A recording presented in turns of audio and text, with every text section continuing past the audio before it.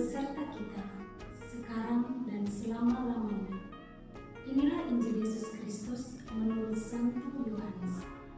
Dimuliakanlah Tuhan.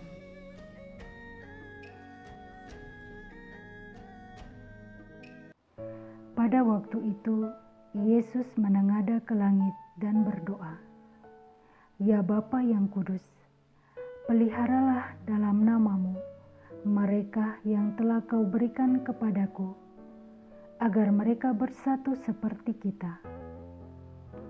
Selama aku bersama mereka, aku memelihara mereka dalam namamu, yaitu namamu yang telah Engkau berikan kepadaku. Aku telah menjaga mereka dan tidak ada seorang pun dari mereka yang binasa, selain dia yang telah ditentukan untuk binasa, supaya genaplah yang tertulis dalam kitab suci.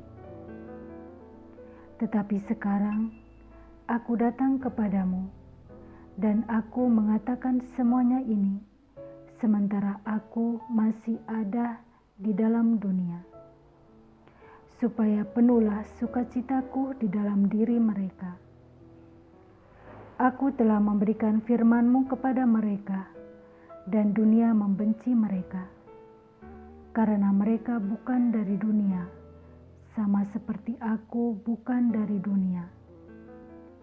Aku tidak meminta supaya Engkau mengambil mereka dari dunia, tetapi supaya Engkau melindungi mereka dari yang jahat.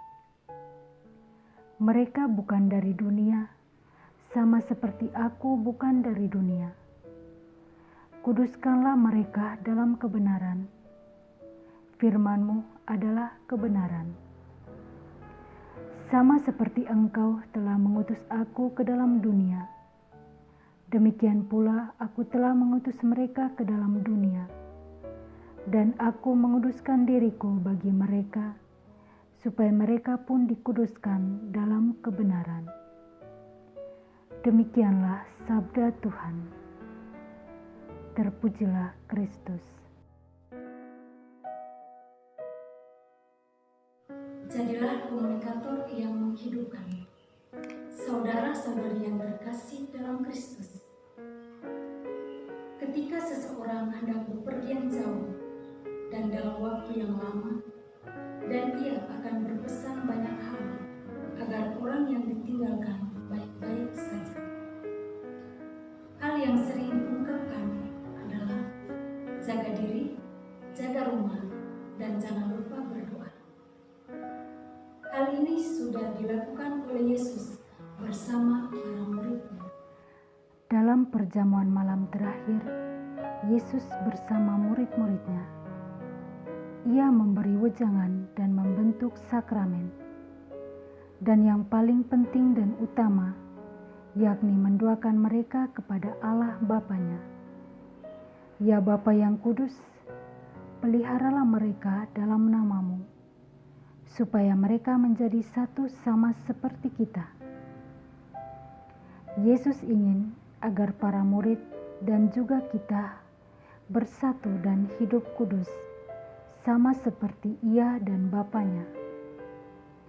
Yesus sadar bahwa Ia akan meninggalkan dunia dan kembali kepada Bapanya yang telah mengutusnya. Dan sebelum pergi, Ia mengutus kita untuk mewartakan Injil, kabar gembira tentang Allah yang penuh kasih. Yesus tahu bahwa dalam pewartaan akan kasih Allah, para murid dan pengikutnya akan mengalami banyak tantangan dan pertentangan, bahkan akan dibenci karena sabda kebenaran yang diwartakan. Oleh karena itu, Yesus berdoa agar Allah Bapa melindungi para murid-Nya dan melindungi kita semua dari yang jahat. Yesus tidak berdoa agar kita diambil dari dunia ini, tetapi agar kita tetap hidup di dalam dunia ini dan menjadi satu serta kudus bersamanya. Saudara dan saudari yang terkasih dalam Kristus, hari ini bersama gereja kita merayakan Hari Komunikasi Sedunia. Tujuan dan guna komunikasi itu adalah agar semua orang bersatu.